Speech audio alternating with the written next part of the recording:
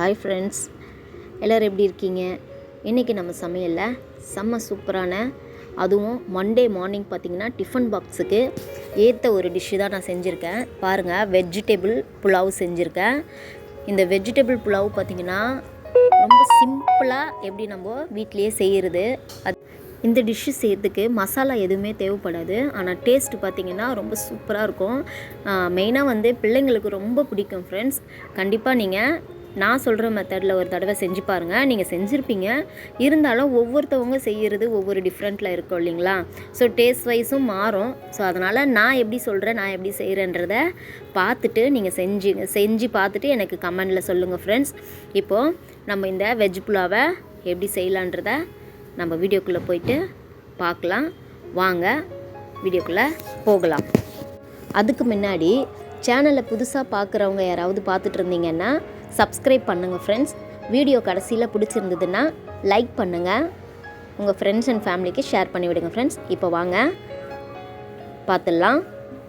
இப்போ ஃபஸ்ட்டு அதுக்கு முன்னாடி பார்த்திங்கன்னா நான் நைட்டு பிள்ளைங்களுக்கு ஸ்நாக்ஸுக்காக மார்னிங் ஸ்கூலுக்கு ஸ்நாக்ஸ் கொடுத்து அனுப்புறதுக்காக நான் பச்சை பட்டாணி நான் நைட்டு ஊற வச்சுருந்தேன். பாருங்கள், நல்லா 8 hours நல்லா ஊறிடுச்சு. இப்போ அதை அப்படியே வேக வைக்க போகிறோம்.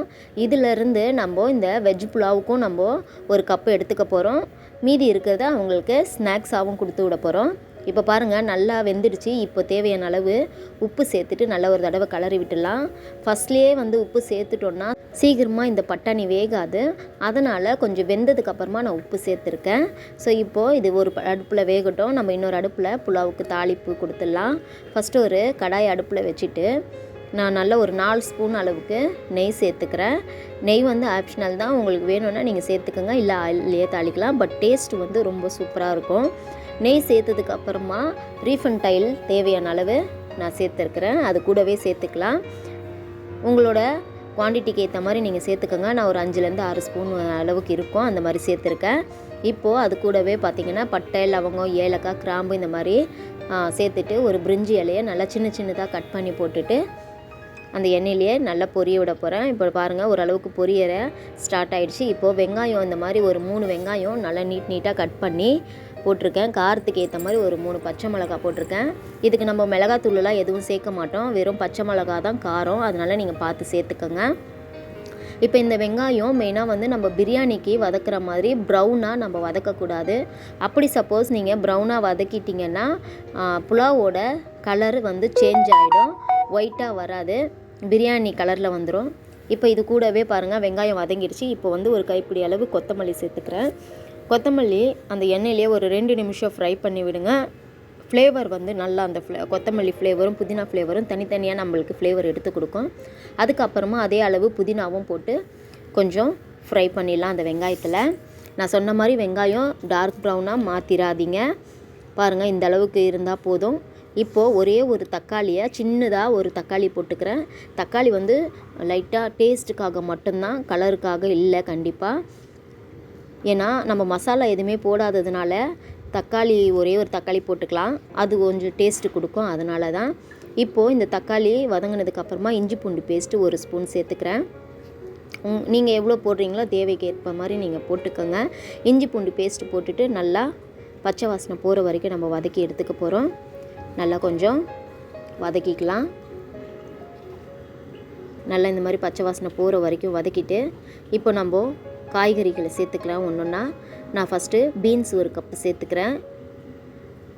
பீன்ஸு சேர்த்ததுக்கப்புறமா கேரட் அதே அளவு, கேரட் இந்த மாதிரி சின்னதாக பொடியாக கட் பண்ணி சேர்த்துக்கலாம்.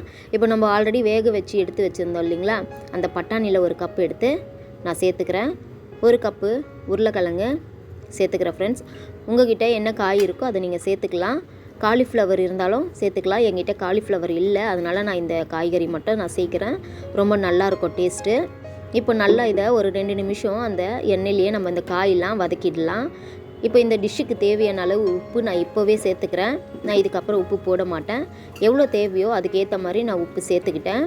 நீங்கள் உங்களோட டேஸ்ட்டுக்கு ஏற்ற மாதிரி நீங்கள் உப்பு கூட்டியோ குறைச்சியோ நீங்கள் சேர்த்துக்கலாம். இப்போது உப்பு சேர்த்ததுக்கப்புறமா ஒரு 2 நிமிஷம் மறுபடியும் நல்லா வதக்கி விட்டுடலாம் ஃப்ரெண்ட்ஸ்.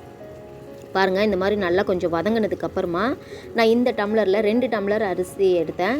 ஸோ அந்த டம்ளர்லேயே நான் 3 டம்ளர் தண்ணியை நான் சேர்த்துக்கிறேன். நான் அந்த பட்டாணி வேக வச்ச தண்ணியை முதல்லயே நான் சேர்த்துக்கிறேன். அது வந்து கீழே கொட்டிட வேண்டாம்.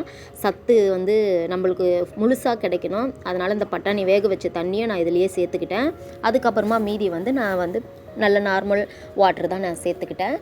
ஸோ இப்போது தண்ணி சேர்த்ததுக்கப்புறமா பாருங்கள், நல்லா மிக்ஸ் பண்ணி விட்டுடலாம். அவ்வளோதான் ஃப்ரெண்ட்ஸ். இதுக்கு மசாலாலாம் எதுவுமே நம்ம போடலை, ஃபுட் கலர் எதுவுமே ஆட் பண்ணலை. இவ்வளோ தான் இதுக்கோட இன்க்ரீடியன்ட்ஸே இவ்வளோ தான். இப்போ பாருங்கள், நல்லா கொதிக்க விட்டுருட்டோம். இந்த காயில் ஒரு 50% நல்லா இந்த கொதிக்கிற தண்ணியில் மசாலாலேயே நல்லா வேகிற வரைக்கும் நம்ம வெயிட் பண்ணுவோம். இப்போ வெந்ததுக்கப்புறமா பாருங்கள், ஆல்ரெடி வந்து ஊற வச்சுருந்தேன். ஒரு 1/4 மணி நேரம் பாஸ்மதி ரைஸ் நான் ஊற வச்சு தனியாக எடுத்து வச்சுருந்தேன். இப்போ அதை வாஷ் பண்ணிவிட்டு நல்லா ட்ரை பண்ணிவிட்டு அரிசியை போட்டதுக்கப்புறமா நல்லா ஒரு 2 தடவை கலரி விட்டுடலாம். கலரி விட்டுட்டு மூடி போட்டுட்டு ஒரு 7 நிமிஷம் நல்லா இதை வேக விட்டுருவோம். பாருங்கள், இப்போ மூடியை திறந்து பார்த்தா இந்த ஸ்டேஜில் இருக்கணும்.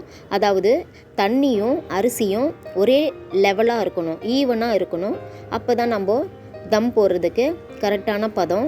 புதுசாக பிகினர்ஸ் யாராவது செய்கிறவங்களா இருந்தால் இந்த மெத்தடை ஃபாலோ பண்ணுங்கள். உங்களுக்கு குலையாமல் உதிரியாக நல்ல சூப்பராக வந்து பிரியாணியாக இருந்தாலும் புலாவாக இருந்தாலும் செம்ம டேஸ்ட்டில் வந்துடும்.